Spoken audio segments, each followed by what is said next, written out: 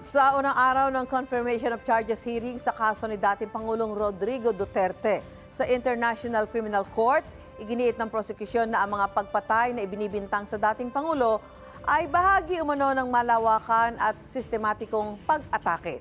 Itinanggi naman niya ng Duterte Defense Team, sabay sabi na may kinalaman si Pangulong Bongbong Marcos sa mga pag-atake sa dating Pangulo. May unang balita live ang kasama nating si Maris Umali. Maris? Good morning, Susan. Magandang umaga dyan sa Pilipinas. Pero magandang gabi mula rito sa The Hague, Netherlands. Ang oras dito ngayon ay 11:06 na ng gabi.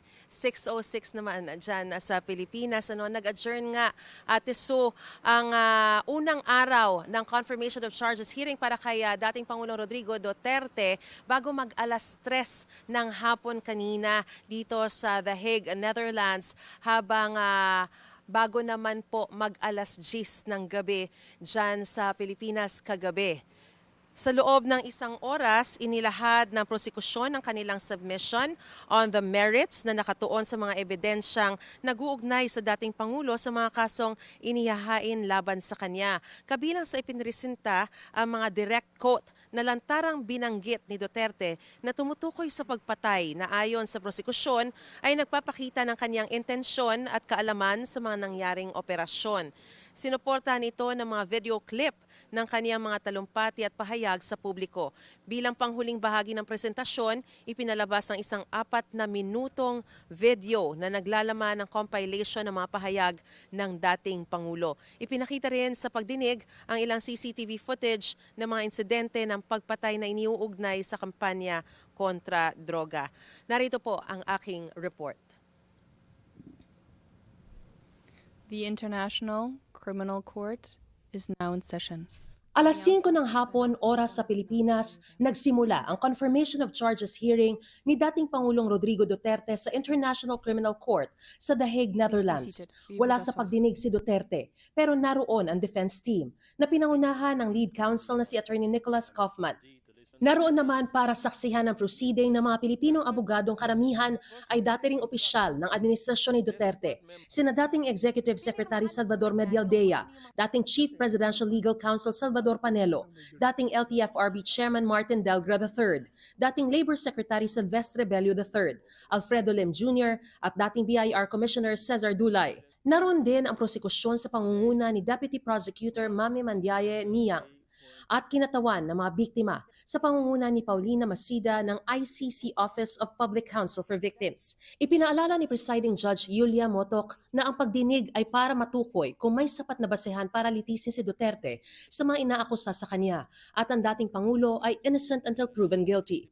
Bilin ni Judge Motok, hindi pwedeng banggitin ang pangalan ng mga biktima at witnesses. Binasa sa sesyon ang kinaharap ni Duterte na 3 counts ng crimes against humanity for murder at attempted murder. Inaakusahan si Duterte bilang indirect co-perpetrator mula November 2011 hanggang March 2019 sa pagsasagawa ng common plan na pagpatay laban sa mga inaakusahang kriminal.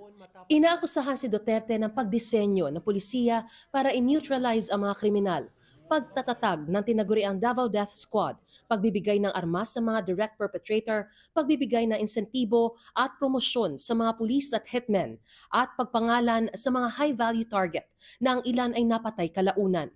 Sa kaniyang opening statement, tinukoy ng prosecutor ang mga pahayag ni Duterte noong kampanya na kapag nahalal siya bilang Pangulo, uutusan daw niya ang militar at pulisya na paghahanapin ang mga drug lord at ipapatay sila. At nang maging Pangulo, nagbigay raw si Duterte ng shoot-to-kill order at inilista bilang accomplishment ang mga napatay. And many of these victims were children. The victim of extrajudicial killing charge in this case were brutally murdered, some after having been abducted and mistreated. Unlike Mr. Duterte, who is represented by his counsel here today, they were deprived of any form of due process. Their suffering was met not merely with Mr. Duterte's indifference, but with his mocking. Giit ng ICC Deputy Prosecutor, hindi masasabing isolated ang mga pagpatay.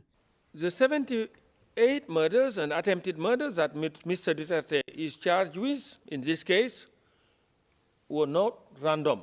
These were not random crimes. Nor was they spontaneous or happened in isolation. Rather, the evidence demonstrates that they were part of a widespread and systematic attack directed against the civilian population of the Philippines. Sa ngalan naman ng halos 500 biktimang otorisado makilahok sa kaso, nagsalita si Attorney Joel Butuyan. Binanggit niya ang labis na pagkadismaya ng mga biktima sa hindi pagharap sa korte ni Duterte. Aniya, ang makita si Duterte habang binabasahan ng sakdal ay malaking bahagi sana ng pagkamit nila ng hustisya. Binanggit din ni Butuyan na ang mga opisyal na Pilipinas sa tinukoy niyang gatekeepers of justice ang mismo nagsabing hindi uusad kung sa Pilipinas kakasuhan si Duterte. No less than former Philippine Justice Secretary Crispin Remulla admitted just a few months ago that the door to domestic justice is permanently closed for victims of the Duterte extrajudicial killings. Remulla declared, and we quote, "It is difficult to prove the case here and build up the case because those who need to speak are involved in the crime. There's nothing, not even a police report.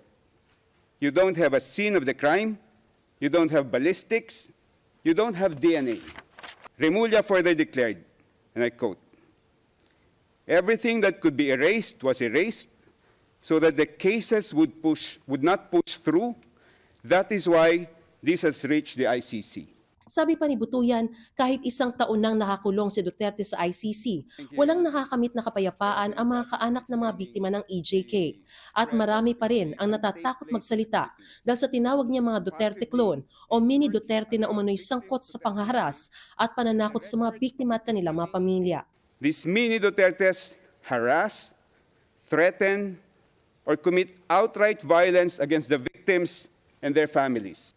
They see and hear senators, congresspersons, mayors, governors, and powerful public figures who are mini Dutertes. The daughter of Mr. Duterte is the vice president, and she has just recently declared that she is running for president in 2028. One Duterte son is a congressman.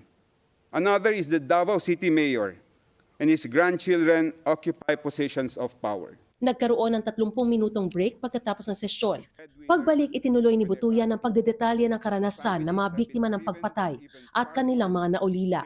Ikinagulat pa raw ng mga kaanak na sa mga opisyal na record, sa halip na tama ng bala ang cause of death, mga gawa-gawa o manong rason ang inilagay gaya ng pneumonia, sepsis at iba pa. Sabi ni Butuyan, nararapat lang na ma-confirm ang mga asunto laban kay Duterte at matuloy sa paglilitis para mailabas kung ano ang totoong nangyari sa panahon ng madugong drug war. Ang mga akusasyon laban kay Duterte itinanggi ni Kaufman. Inilatag din niya kung paano raw napunta sa ICC si Duterte. Una niyang binanggit ang media sa Pilipinas na ginamit daw ang matalas na pananalita ng dating Pangulo para makagawa ng mga nakabibiglang headlines na siyang hinahanap umano ng kanilang readers. Ito raw ang dahilan kung bakit naging target si Duterte ng civil society na pinupondohan umano ng mga tycoon. Hanggang makaabot ito sa mga academics sa ibang bansa na inaayos ang kanilang research at naglalabas ng mga artikulo tungkol sa umano'y malawakang pag-atake sa Pilipinas. It starts with the media, controlled by the powerful and the politically influential. With a sensational headline and a twisted editorial slant, the moguls sell their papers while promoting the partisan agenda of their backers in power. Pinaalala ni Kaufman na ebidensya at hindi rhetoric ang magpapasya sa kasong ito. This is a court of law which decides matters on the basis of evidence, not on the basis of political demagoguery, and not on the basis of a desire to effect regime change despite the democratic will.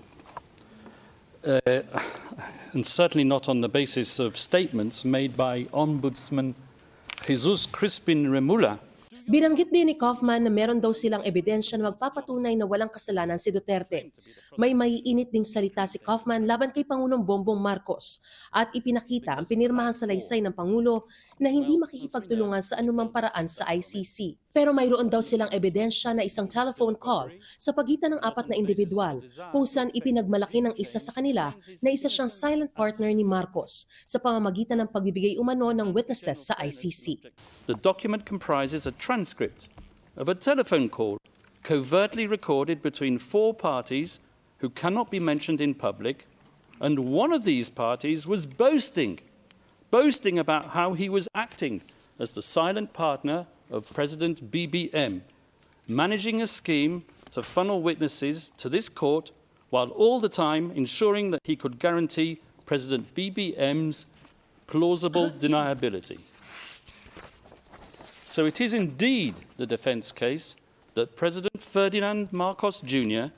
set out to neutralise Rodrigo Duterte and his legacy.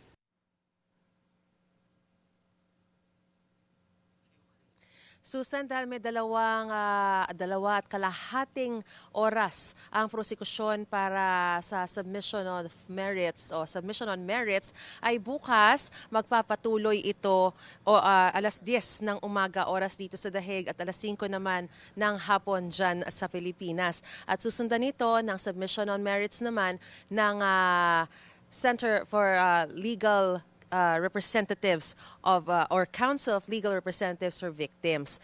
At ito nga ay mabibigyan lamang sila ng 1.5 hours. So pagdating sa Huwebes ay magsisimula na ng submission on merits ang depensa. Gusto mo bang mauna sa mga balita?